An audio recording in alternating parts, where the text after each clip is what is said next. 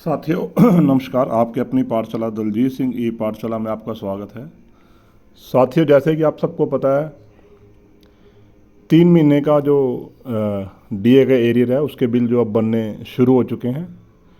उसके लिए पहले तो सिंपल प्रक्रिया थी, हम डीए के जो एरियर बिल थे वो मैनुअली जमा कराते थे या फिर अब ऑनलाइन भेजे थे, लेकिन उसके साथ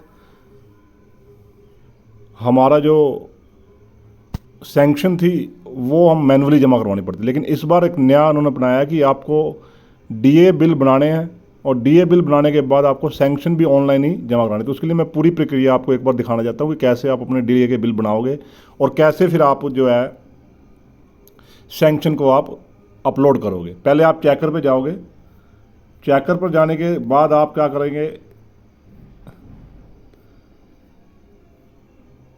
पे बिल जनरेशन में जाएंगे आप।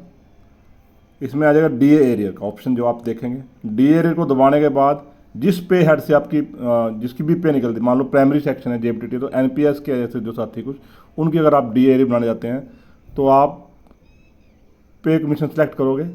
उसके बाद डेट जो है ये अपने आप कंप्यूटर अपने आप उठाएगा। 1/7/22 से कब तक होगा ये भी आपको साथ ही बताएगा, डेट 30/9/22 तक, क्योंकि इसके बाद जो अक्टूबर महीने की जो पे जो डीए है वो आपको जुड़कर मिल चुका है आपको नवंबर की पे में। उसके बाद रीप्रोसेस भी आप दबा सकते हो। जनरेट डीए जब दबाएंगे तो आपको जो है आपका जो एरियर है वो आपको सामने नज़र आएगा। आपका 54-54 और 44-44 जो 2011 के साथी हैं उनका 54-54 बनाया, जो 2017 के जेबीटी साथी लगे हैं उनका 44। इसको आप डिस्क्राइब करके भी दे सकते हो, अगर विस्तृत करके देखना है तो आप इसको खोल कर दे सकते हो भी क्या है आपका 2020। उसके बाद 202 एनपीएस के कट रहे हैं 1818। इसके बाद अगर आप वापस जाते हैं, ठीक है, तो ये बिल जनरेट हो सका है। इसको आप मेन अगर हम दोबारा वापस जाते हैं और पे बिल रिपोर्ट्स में आप देखते हैं, चेक करते हैं, पे बिल रिपोर्ट्स में आप चेक करते हैं तो आपको ये नज़र आएगा। वहाँ पर एनपीएस में जाना है, फिर दोबारा ये देखिए सेकंड डी एरियर। अगर आप इसकी जनरेट करते हैं रिपोर्ट, आराम से जनरेट करनी है, जनरेट करके आप इसको देख सकते हैं कि बना ठीक बना है या नहीं, क्योंकि इसको आपको एक बार खोलना पड़ेगा। इसका जो वाउचर है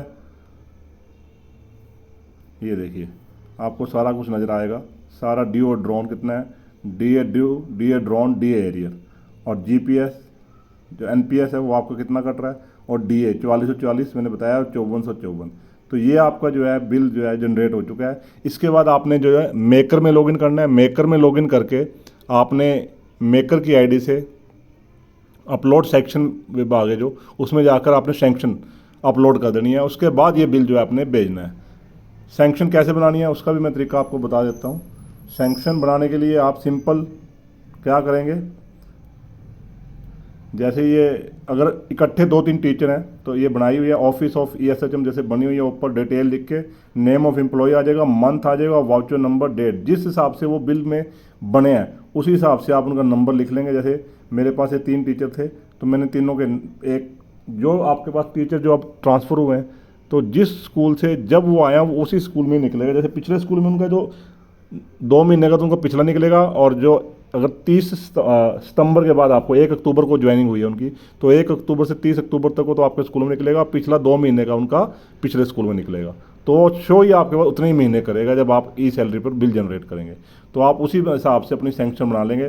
सामने वाउचर नंबर, डेट, अमाउंट लिखने की जरूरत नहीं है, क्योंकि अमाउंट जो है ड्यू और ड्रॉन जो है वो जो बिल बना है उस पर सब कुछ क्लियर लिखा हुआ है। उसके बाद अपने हेड के और एक नई जो हमारा जो वित्त विभाग है उसकी जो गाइडलाइन है उसके ऊपर आपको सैंक्शन नंबर और जो बिल नंबर वो देना होता है, वो अपने पेन से लेंगे ओरिजिनल जो आप ये अपलोड करेंगे। अगर आप ये बनाना चाहते हो तो ये तो है, अगर अलग टीचर है, अगर एक ही टीचर है कोई तो उसके लिए भी, अगर एक ही टीचर है तो एक ही टीचर की भी आसान है बनानी, ये वही है। जैसे मेरे पास ये एक ही टीचर है तो उसके तो आप एक ही टीचर का नाम लिख के मंथ 7th 8th 9th आ जाएगा, उसके बाद वाउचर नंबर आ जाएगा और डेट ही आ जाएगा, जिस डेट को वो पे निकली थी उनकी, जिसका आप ये बिल बना रहे हो। तो साथियों बड़ी आसान सी प्रक्रिया। इसके अलावा अगर आपको कोई बिल बनाने में कोई दिक्कत आती है तो साथियों बिना हिचकिचाए आप कमेंट बॉक्स में लिखिए, उसका भी समाधान करने की कोशिश की जाएगी। साथियों ऐसे ही और वीडियो देखने के लिए मेरे चैनल को सब्सक्राइब करिए और बेल आइकन का बटन दबाइए ताकि लेटेस्ट नोटिफिकेशन आपको मिलते रहें। धन्यवाद साथियों, जय हिंद साथियों।